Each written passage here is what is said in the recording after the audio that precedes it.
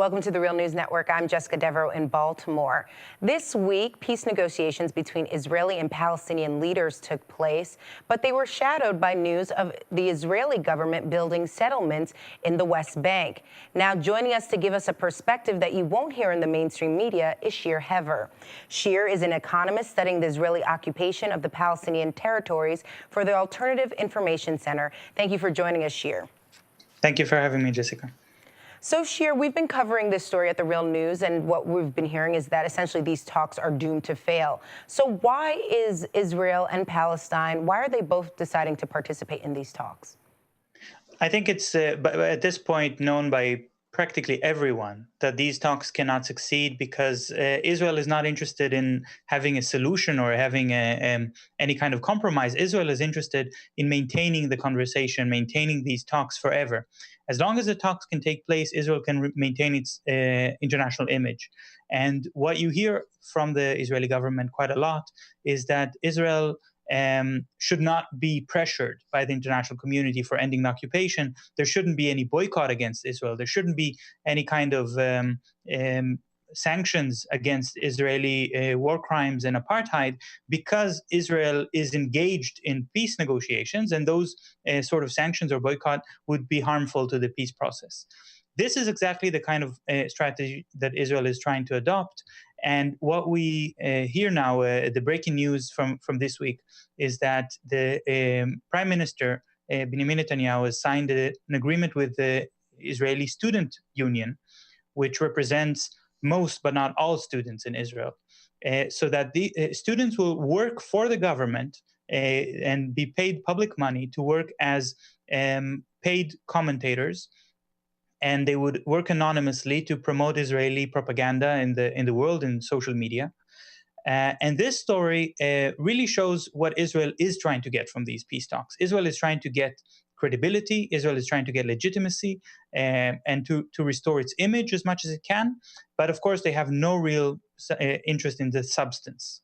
Now, you also ask, why are the Palestinians willing to negotiate? And that's maybe not a question that I am the best person qualified to answer. I think there's a lot of pressure on the Palestinian government in the West Bank of the Palestinian on Mahmoud Abbas to continue the negotiations. Mahmoud Abbas has had a very clear position that negotiations will not resume unless Israel freezes construction in the illegal colonies.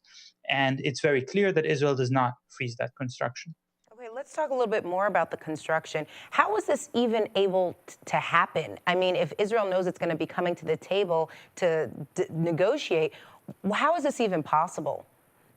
I think it's very clear when Israel is building these colonies in the area that is supposed to negotiate about, and that its future is not clear because this area might become part of the Palestinian state, then it's obvious that Israel is intentionally and directly sabotaging the negotiations. But I don't think that it's just because Netanyahu is doing two things at once and sabotaging the negotiations while trying to push for negotiations at the same time. Netanyahu honestly wants negotiations to happen. He doesn't want a Palestinian state. He doesn't want peace. He doesn't want an end of the occupation, but he wants negotiations.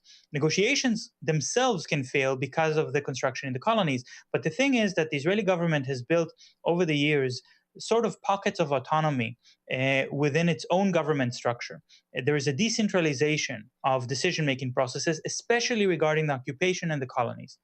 In fact, no one in the Israeli government actually knows how much money is funneled into the colonies because of all these pockets that allow funds to be transferred based on decisions of low or mid-level clerks and officials who are appointed in order to promote right-wing agendas and to help subsidize the colonies, but to do so in a clandestine fashion. And this is a policy that is quite special to Israel. It's not very common in Western countries to have a sort of decentralized government model like this. And the best example, I think, was just in the very first days of the occupation during the war of 1967, the Six-Day War. Towards the end of that war, Israeli soldiers have occupied East Jerusalem, and they found the Wailing Wall, which is religious site which is holy to the Jewish religion. And they decided to demolish an entire Palestinian neighborhood that surrounded the wall. And in their journals, those soldiers wrote, "We decided not to ask the government for permission or for for instructions about what to do about this Palestinian neighborhood, because we didn't want the government to have a sort of written record of the decision to demolish the neighborhood. We understood that we were expected to demolish it, but it's best that these things are done unofficially." And that kind of ideology, that kind of method of operation signifies in many ways the way that Israel has occupied the Palestinian territories for the past 46 years. Okay, now let's talk about the United States, who is playing the role of mediator in all of this. What does the U.S. have to gain from participating and mediating these negotiations? Well, I don't think that the U.S. has much to gain from this, because I'm pretty sure that Senator Kerry, Barack Obama, they know, Secretary of State Kerry and Barack Obama, they know very well that these negotiations are going to fail because they're not willing to put any pressure on Israel, and they're not really mediators between the side. They're just supporting the Israeli side in a very clear way. They might get a few photo ops. Obama might be able to claim that during his presidency he did something for the peace process, but these things are not worth that much. I think these negotiations are worth a lot to the Israeli government. The Israeli government is in a state of panic at the moment. There is social unrest and a lot of social problems in the Israeli government. Just this week, in the Israeli public, just this week, it was revealed that there is a pension shortage, and people who are going to retire in the next 10 years are going to have their pension payments reduced by 10%. So that's quite a big shock. And the government is trying to say, yes, we are proceeding on the peace process. We are maintaining Israel's image to the rest of the world, and they have to desperately prevent any further sanctions and boycotts from being announced regarding Israel. That is why Netanyahu uses all of his cards, all of his influence over the U.S. government to try to get these negotiations to resume, so to put pressure on the Palestinian government that will get them to agree to negotiations. And that's why he has this new plan with recruiting Israeli students. Of course, he's going to achieve the opposite result, because whenever people call for a boycott of Israel and call Israel an apartheid state, then if they learn that the Israeli Student Union, which actually doesn't represent the non-Jewish parties within the student group, so this is a student union that represents almost exclusively Jews, it's the very image of apartheid, and these universities and these students are now working for the government in order to justify Israel's actions, to justify the actions of the Israeli army. So that actually proves that Israel is indeed, that is not the proof, but it is yet another indication that Israel is an apartheid state and Israel is a very repressive, non-democratic regime. So we can clearly see what's Israel's interest in this. The thing is that when the Israeli government is so stressed and so worried about the public reaction in its own public and the international outcry about the occupation and other types of repressive policies that it adopts, there is a real risk that Israel will try to create a diversion by means of escalating conflict with its neighbors or attacking Iran.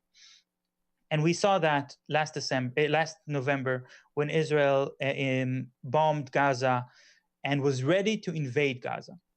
So Israel already called the reservist soldiers, about 80,000 soldiers were called, only 56,000 actually appeared for duty, and they were getting ready to invade Gaza on foot when President Morsi in Egypt, who was still in power in Egypt at the time, said that he could not see how the peace treaty between Israel and Egypt would hold if Israel invades Gaza on the ground. And at that moment, the U.S. interest becomes very clear. The U.S. interest wants the peace treaty between Israel and Egypt to hold, because this is an interest of the weapon companies, the weapon industries, the military-industrial complex in the U.S. Israel is the number one recipient of military aid from the U.S. Egypt is number two. But when I say aid, it might give the impression that the US has given some kind of benefit or gift to the people in Israel and in Egypt. That's certainly not the case. This is, in fact, a subsidy to US arms companies, because all of that money actually ends up in the US arms companies. Israel may get a $3 billion voucher from the US government, but they have to redeem it from US companies. So that's something that creates a lot of profits for these massive corporations with very powerful lobbies in the US government. And as long as there is a peace treaty between Israel and Egypt, the US can safely provide these military deals to both countries. As soon as the peace treaty collapses, even if there is no actual war, if it doesn't actually deteriorate to an open fight, the US can no longer support both countries with weapons, and it will have to choose. I think it's quite clear it will choose the Israeli side, but it will be a blow to the profit of the armed companies in the US. Okay, thanks so much for joining us, Shir. Thank you, Jessica, for having me. And thank you for joining us on the Real News Network.